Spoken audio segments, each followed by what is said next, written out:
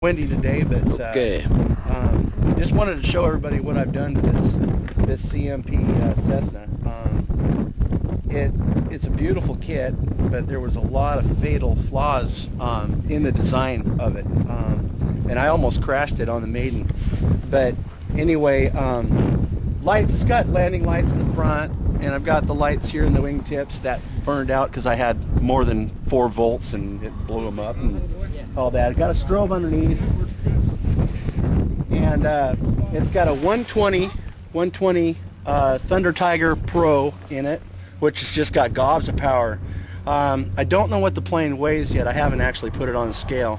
But the one modification that I really had to do on it was the push rods were so flimsy and flexible that you could actually counter rotate the elevators, and the rudder wouldn't work. So what I did was I did it direct, and you can see underneath the stabilizer there, the elevator and stabilizer, that actually comes out of the fuselage, and it's directly connected to a quarter scale servo, which seems to work really well. I also did the same thing on the rudder too, because you know the design, although it was a neat idea to keep everything internal, it just didn't work very well, and I don't want to lose it. I got so many hours into it that it's just crazy.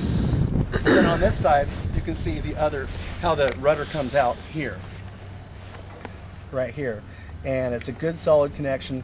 The rudders and the elevators are very solid too, and then underneath here it also comes out on this side. So it's still wide from the center push rod, but then if you can look inside the plane, I don't know if the camera will show you, but you can see inside the plane where the push rod goes down through.